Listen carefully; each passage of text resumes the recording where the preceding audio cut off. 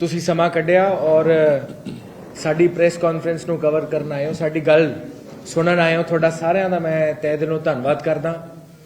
ਅੱਜ ਪੰਜਾਬ ਕਾਂਗਰਸ ਭਵਨ ਦੇ ਵਿੱਚ ਪ੍ਰੈਸ ਕਾਨਫਰੰਸ ਵੇਲੇ ਮੈਂ ਨਾਲ ਹੀ ਸਵਾਗਤ ਕਰਨਾ ਚਾਹੁੰਦਾ ਸਾਡੇ national president Indian youth Congress ਦੇ ਨਵਨਿਯੁਕਤ ਸਾਡੇ ਪ੍ਰਧਾਨ ਉਦੇ ਭਾਨੂ ਚਿਬ ਜੀ, ਜਿਨ੍ਹਾਂ ਦੀ ਅਗਵਾਈ ਦੇ ਵਿੱਚ ਕੱਲ ਇੱਕ ਬੜਾ ਵੱਡਾ ਅਸੀਂ ਧਰਨਾ ਔਰ ਬੜਾ ਵੱਡਾ ਮੈਸੇਜ ਅਸੀਂ ਦਿੱਤਾ। ਨਾਲ ਹੀ ਮੈਂ ਸਵਾਗਤ ਕਰਨਾ ਚਾਹੁੰਦਾ ਸਾਡੇ ਦੋਨੋਂ ਇੰਚਾਰਜਸ ਪੰਜਾਬ ਦੇ ਆਲ ਇੰਡੀਆ ਕਾਂਗਰਸ ਕਮੇਟੀ ਵੱਲੋਂ ਸ਼੍ਰੀ ਆਲੋਕ ਸ਼ਰਮਾ ਜੀ, ਸ਼੍ਰੀ ਰਵਿੰਦਰ ਡਾਲਵੀ ਜੀ, ਨਾਲ ਹੀ ਪੰਜਾਬ ਯੂਥ ਕਾਂਗਰਸ ਦੇ ਇੰਚਾਰਜ ਹਰਸ਼ਿੰਦਰ ਸਿੰਘ ਜੀ ਮਹਿਰ ਔਰ तमाम ਇੰਡੀਅਨ ਯੂਥ ਕਾਂਗਰਸ ਔਰ ਪੰਜਾਬ ਯੂਥ ਕਾਂਗਰਸ ਦੇ ਸਾਥੀ ਬੈਠੇ ਨੇ। ਸਭ ਦਾ ਮੈਂ ਤਹਿ ਦਿਲੋਂ ਧੰਨਵਾਦ ਕਰਦਾ।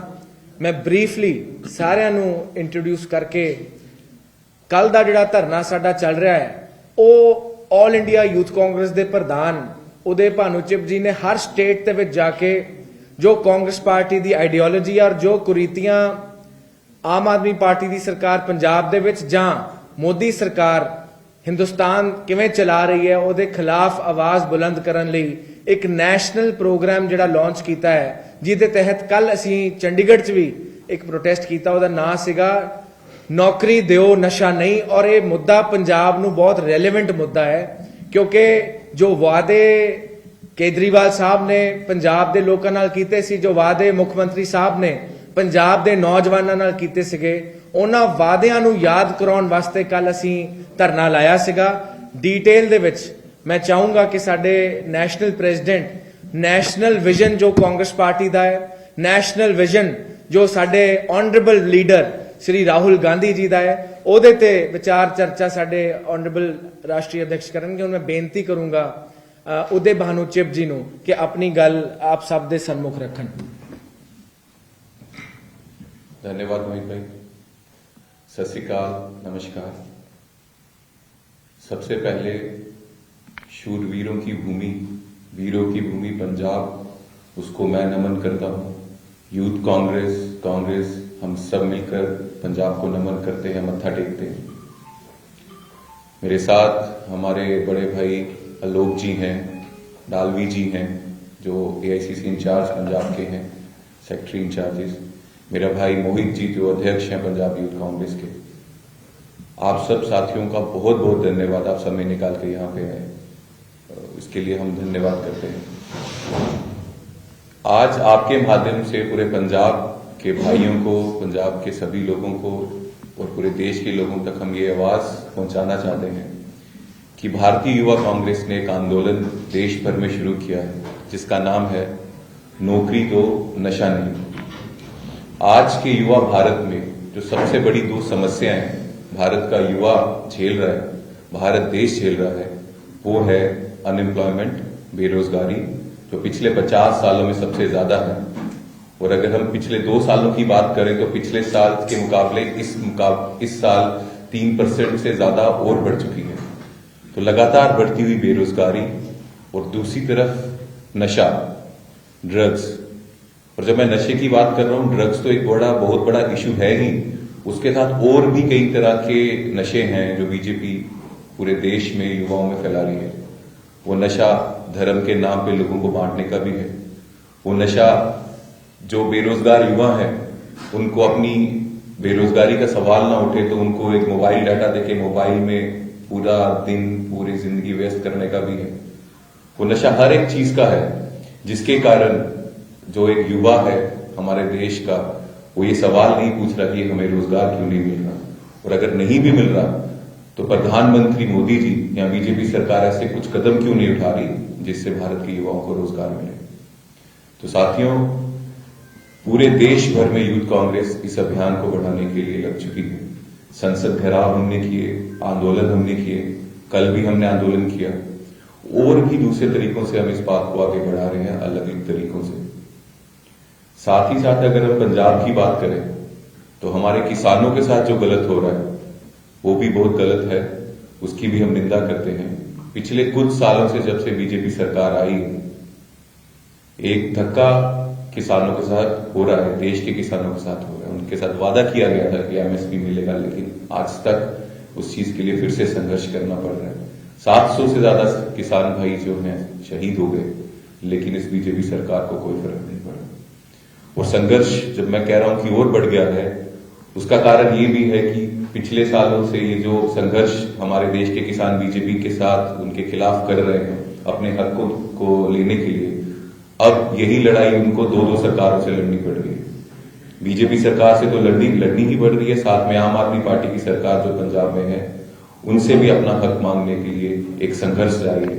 तो हम सिर्फ इतना कहना चाहते हैं कि हम पूरे देश के किसानों के साथ हैं, कांग्रेस पार्टी, यूथ कांग्रेस, हर एक युवा साथी। इसीलिए हमने कल प्रोटेस्ट भी किया था, ये दिखाने के लिए कि जो गलत किसानों के साथ हो रहा है वो भी हम सहेंगे नहीं। तो मैं इतनी ही बात रखूंगा और मोहित भाई को रिक्वेस्ट करता हूं। मैं बेनती करदा ਸਾਡੇ ਰਾਸ਼ਟਰੀ ਪ੍ਰਵਕਤਾ ਵੀ ਨੇ ਔਰ ਕਾਂਗਰਸ ਪਾਰਟੀ ਦੀ ਆਈਡੀਓਲੋਜੀ ਤੇ ਬੜੀ ਮਜ਼ਬੂਤੀ ਨਾਲ ਪਹਿਰਾ ਵੀ ਦਿੰਦੇ ਨੇ, ਔਰ ਸਾਡੇ ਇੰਚਾਰਜ ਸ਼੍ਰੀ ਆਲੋਕ ਸ਼ਰਮਾ ਜੀ ਨੂੰ ਕਿ ਉਹ ਆਪਣੀ ਗੱਲ ਤੁਹਾਡੇ ਸਾਹਮਣੇ ਰੱਖਣ।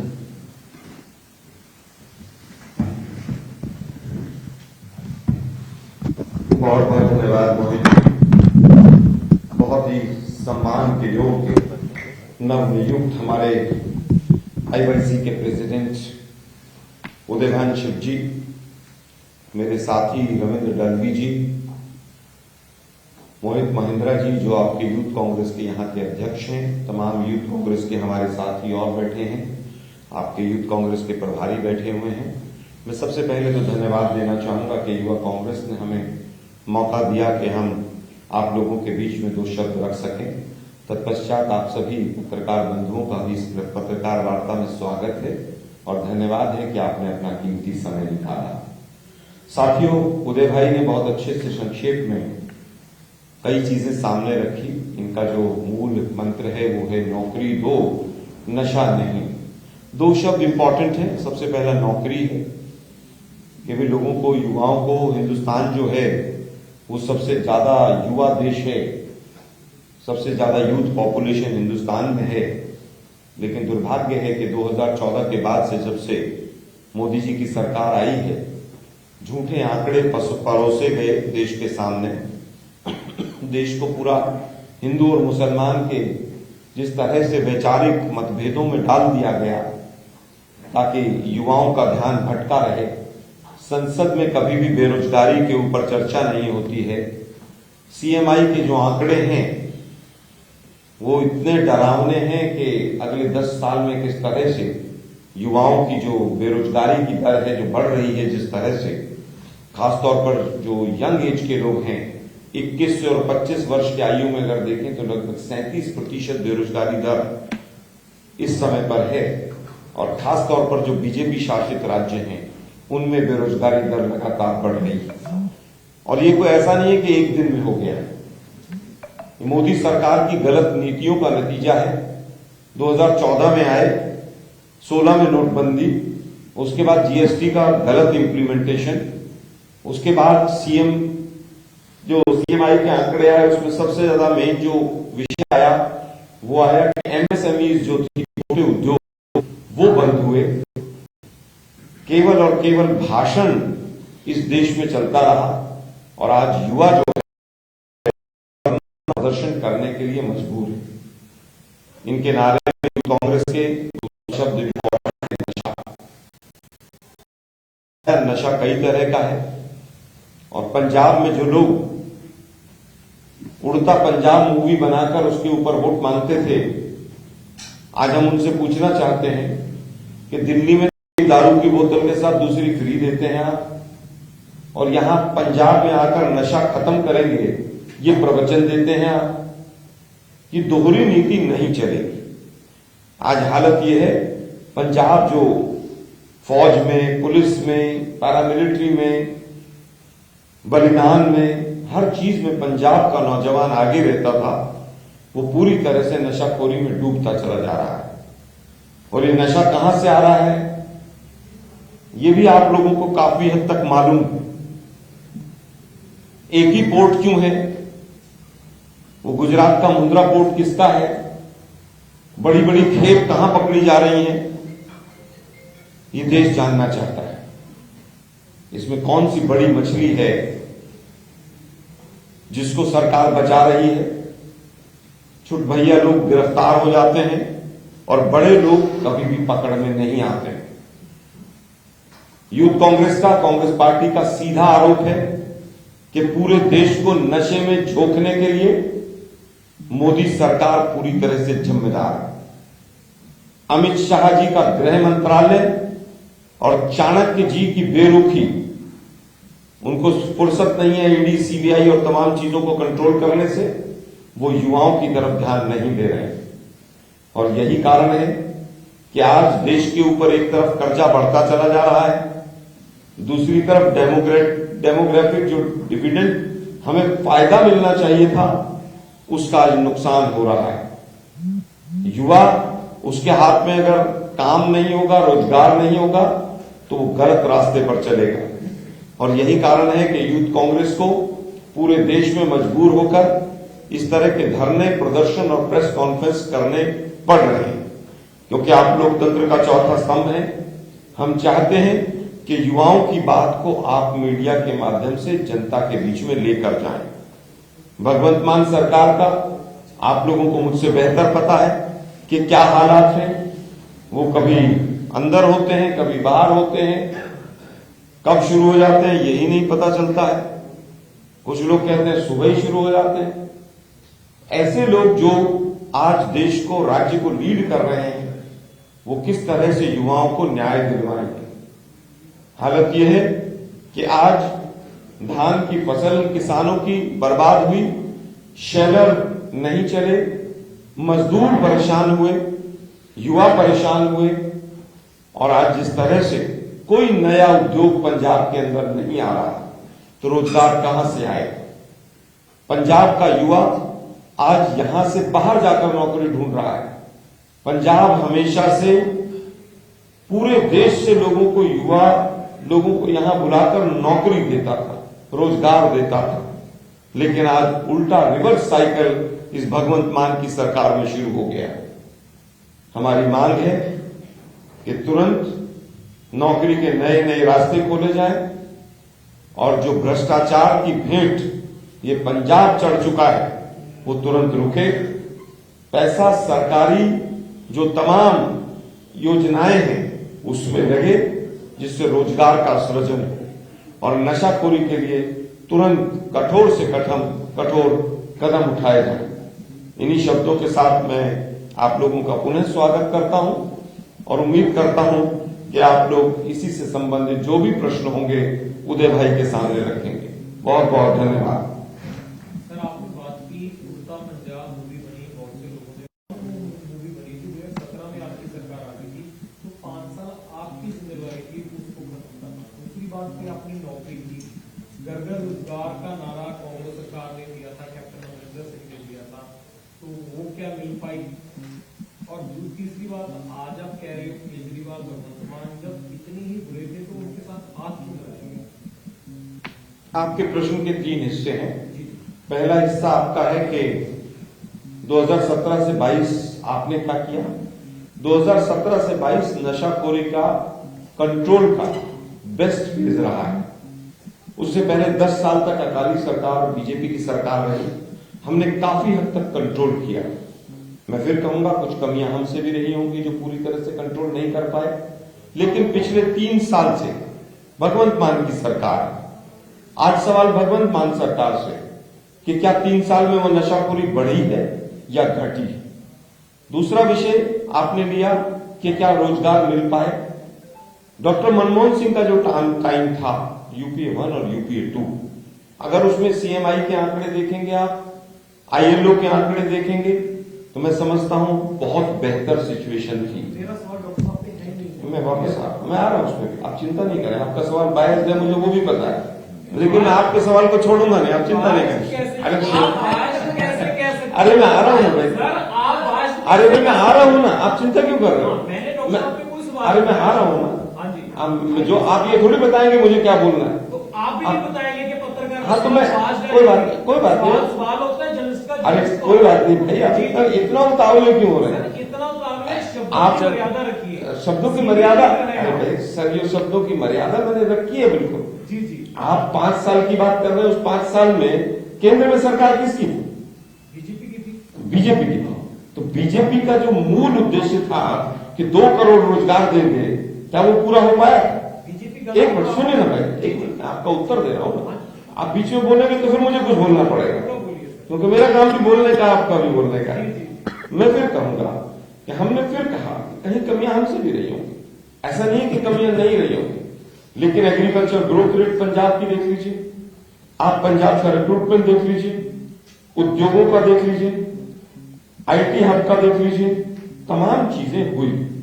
आप उस समय के आंकड़े उठा लीजिए और आज के आंकड़े उठा लीजिए। हमें जिस समय पर 2017 में जिस शेप में पंजाब मिला था, 10 साल की अकाली सरकार के बाद उसकी जितनी दुर्दशा थी, आज उससे ज्यादा दुर्दशा है। हमने बहुत इंप्रूव करने का प्रयास किया, हमसे कुछ कमियां नहीं होंगी, जरूर जनता ने हमें हटा दिया। अब जिनको लाए हैं, सवाल तो उनसे होना चाहिए, हमें तो हटा दिया ना। 5 साल तक हमने सरकार चलाई, हमसे कमियां नहीं होंगी जरूर, हमने अपना भरसक प्रयास किया। लेकिन आज पंजाब की जनता, पंजाब का युवा कह रहा है कि कांग्रेस बेहतर सरकार थी, कांग्रेस वापस आएगी 2027 में। आज जिस तरह के हालात हैं, उस पर सवाल अगर सत्ता से पूछे जाएंगे तो मैं कभी आपके सवाल को बायस नहीं कहूंगा। अब मैं वापस आता हूं, 3 साल हो गए, 3 साल में तीसरे सवाल पे भी आ रहा हूं। 3 साल का जो ट्रेंड है, क्या पंजाब की बेरोजगारी घटी है या बढ़ी है? क्या 2017 के आंकड़े पंजाब के बेरोजगारी के कम थे या आज ज्यादा है? उसके बाद आप आकलन कर सकते हैं, आप मीडिया के साथी हैं, वरिष्ठ पत्रकार। तीसरे सवाल पर आते हैं कि हमने दिल्ली में आम आदमी पार्टी के साथ अलायंस क्यों किया? देखिए, वो अलायंस कांग्रेस ने नहीं किया, वो अलायंस सीधा सीधा इंडिया अलायंस था। वो हमारा अलायंस नहीं था कि कांग्रेस और आम आदमी पार्टी ने किया। इंडिया अलायंस में 38 पार्टियां थी और सबका यह मत था कि वह अलायंस होना चाहिए। दिल्ली की यूनिट भी इसके पक्ष में नहीं थी। उसके बावजूद इंडिया अलायंस का कहीं ना कहीं हमारे ऊपर दबाव था, क्योंकि मोदी जी की सरकार जो संविधान की रक्षा की बजाय संविधान को पूरी तरह से कुचल रही थी, उस चीज को रोकने के लिए हमने अलायंस किया। और वो कांग्रेस का नहीं, इंडिया अलायंस था। और जैसे ही अलायंस खत्म हुआ, हमने तुरंत डिक्लेयर किया कि हम आगे दिल्ली के चुनाव में अलायंस नहीं करेंगे। पंजाब की आपकी यूनिट जो थी हमारी कांग्रेस की, उसने पहले ही कहा कि हम अलायंस नहीं करेंगे। हम आज भी जानते हैं कि केजरीवाल बीजेपी की बी टीम है। केजरीवाल ने तमाम जो बिल आए संसद में, उसमें बीजेपी की मदद की, लेकिन कई बार विशिष्ट परिस्थितियों में विशिष्ट फैसले लेने होते हैं और उसी के तत्वाधान में लिया गया वो एक फैसला। आपका पछतावा था या आपकी गलती थी, उस वक्त दबाव में आके आपने गलती की? देखिए, मैं तो समझता हूं कि आम आदमी पार्टी के साथ किसी भी तरह का अलायंस करने के पक्ष में कांग्रेस कभी भी नहीं थी। जब पहली बार भी उनकी सरकार बनवाई थी तो उनको एक्सपोज करने के लिए बनवाई थी और उनको एक्सपोज किया।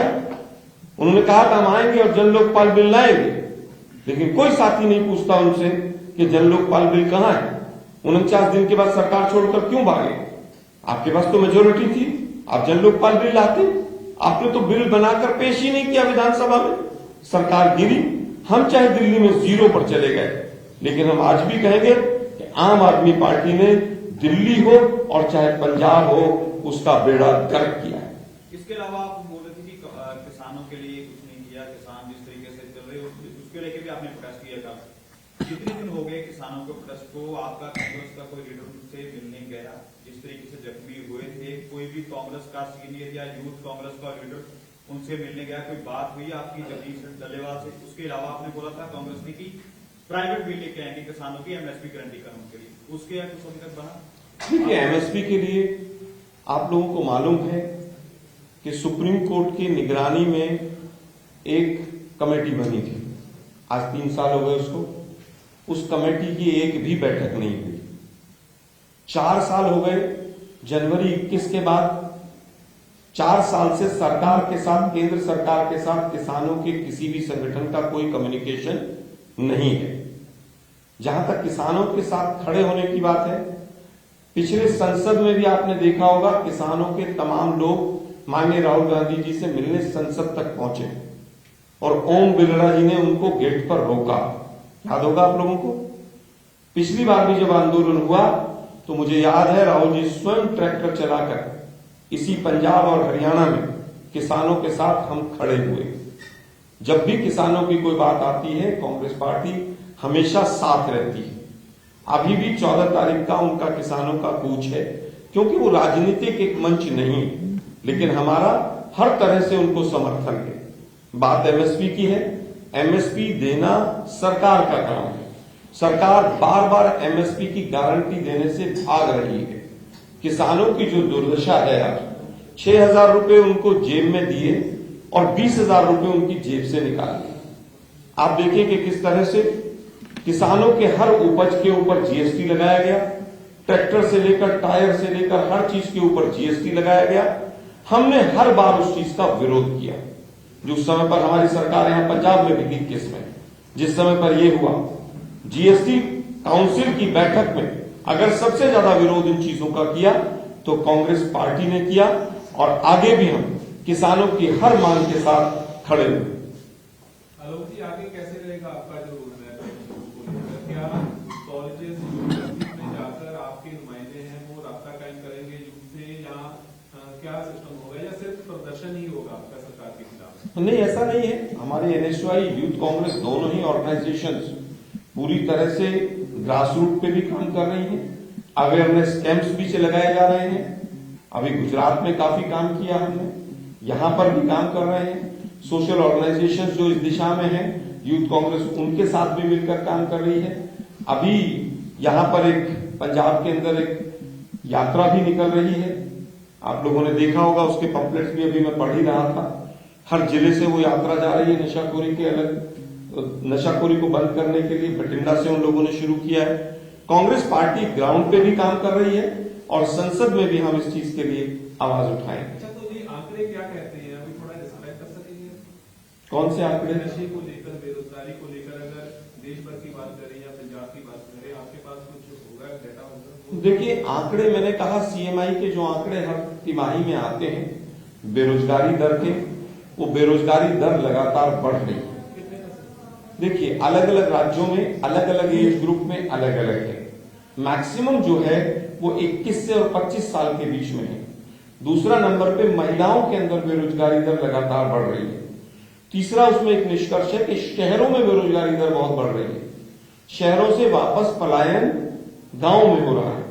उत्तर प्रदेश हो, बिहार हो, बंगाल हो, उड़ीसा हो, छत्तीसगढ़ हो, इनमें मनरेगा में रजिस्ट्रेशन लगातार बढ़ रहे हैं।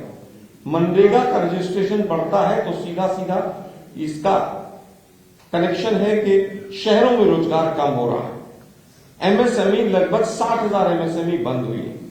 इन तमाम चीजों को अगर हम क्लब अप करें तो मोदी सरकार हो और चाहे पंजाब की भगवंत मान सरकार हो, रोजगार देने के मामले में दोनों सरकारें फेल, साथ के साथ झूठ बोलते हैं।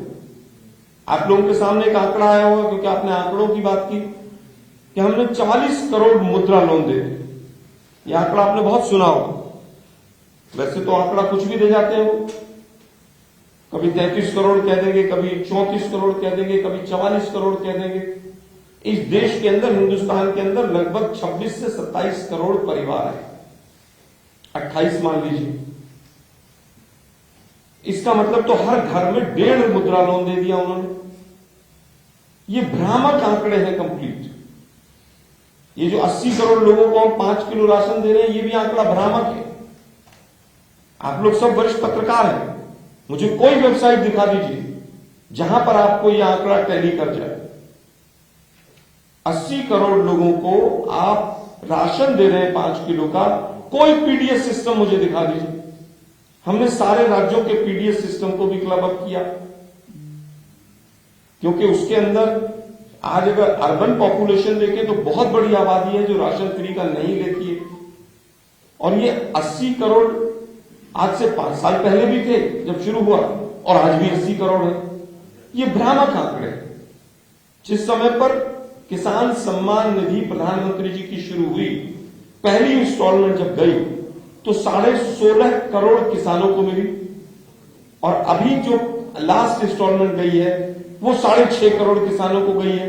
ये मेरे आंकड़े नहीं, ये मिनिस्ट्री ऑफ एग्रीकल्चर के, मिनिस्ट्री ऑफ फाइनेंस के। तो 16.5 करोड़ से 6.5 करोड़ यह आंकड़ा कैसे आया, ये हमें नहीं पता। किसान कम हो गए 10 करोड़, ये केवल भ्रामक आंकड़े देकर 4.5 साल तक मीडिया के एक बहुत बड़े वर्ग के माध्यम से देश को गुमराह करते हैं, और फिर लास्ट में जब चुनाव आता है तो कटेंगे तो बटेंगे पर चुनाव लड़ते हैं। ਪੰਜਾਬ ਦੇ 2 ਦਿਨ ਪ੍ਰੋਟੈਸਟ ਨਸ਼ੇ ਨੂੰ ਲੈ ਕੇ ਹੋਏ ਆ ਤੇ ਜਿਹੜੀ ਯੂਥ ਕਾਂਗਰਸ ਪੰਜਾਬ ਦੀ ਹੈ ਨਸ਼ੇ ਦੇ ਮੁੱਦੇ ਤੇ ਕਾਫੀ ਗੰਭੀਰ ਨਜ਼ਰ ਆ ਰਹੀ ਹੈ, ਪਰ ਯੂਥ ਕਾਂਗਰਸ ਦੇ ਵਰਕਰ ਇਕੱਠੇ नहीं हो रहे कि वो सीरियस है नहीं चीज लेके। देखिए, अभी हम पूरे देश में ही एक रिव्यू सिस्टम है जिसमें हम सबकी अकाउंटेबिलिटी रख रहे हैं। यहाँ तक पंजाब का सवाल है तो पंजाब में ये मेरा कल का पहला दौरा था और बहुत लोग आए हुए थे, और यहाँ तक इकट्ठे की बात है तो इकट्ठा होना ही पड़ेगा, दूसरी कोई ऑप्शन है नहीं। तो इकट्ठे होंगे, इकट्ठे होकर चलेंगे, दूसरा ऑप्शन हम किसी को कोई देने वाले नहीं है, तो इसमें बेफिक्र है। कल का जो मैं क्योंकि प्रभारी हूं, मैं 2 लाइन ऐड करना चाहूंगा पत्रकार महोदय, क्योंकि 3 दिन पहले कॉर्पोरेशन के और म्यूनिसिपैलिटी के नगर पालिका के इलेक्शन डिक्लेयर हो गए। मैक्सिमम लोग अपने अपने शहरों में, युवा लोग टिकट के लिए वहां पर बिजी, और हम आरोप लगाते हैं कि नए युवा लोग राजनीतिक मंच पर ना आ सकें। भगवंत मान सरकार ने हाईकोर्ट और सुप्रीम कोर्ट के दबाव में जो काम किया है उसमें बहुत शॉर्ट पीरियड दिया, 3 दिनों का नॉमिनेशन का, ताकि नए लोग उसमें एंटर न कर पाए। और साथ के साथ जो एनओसीज की लिस्ट है वो इतनी बड़ी बना दी है, खासतौर पर हाउस वाली जो है, किसी मैं चुनाव लड़ना चाहता हूं, मेरे पिता के नाम मकान है, दादा के नाम मकान है, 50 साल पहले बनाया था शहर में, उसका नक्शा पास नहीं हुआ, एनओसी आज कैसे मिलेगी। तो वो कुछ चीजें ऐसी डाली गई हैं कि नॉमिनेशंस को कहीं ना कहीं डिले किया जाए। लेकिन हमारे बहुत से युवा साथी जो हैं कल और आज अपने अपने एनओसीज और उसमें भी हैं, क्योंकि आईवाईसी का प्रोग्राम पहले ही तय हो गया था, उसके बावजूद बहुत युवा आए यहां पर, और मुझे उम्मीद है कि ज्यादा से ज्यादा युवा इस कॉर्पोरेशन के चुनाव में हम टिकट भी देंगे, उनको चुनाव भी लड़वाएंगे, ताकि वो नौकरी दो नशा नहीं इस योजना को अपने अपने वार्ड में भी चला सकें। बहुत बहुत धन्यवाद। Thank you.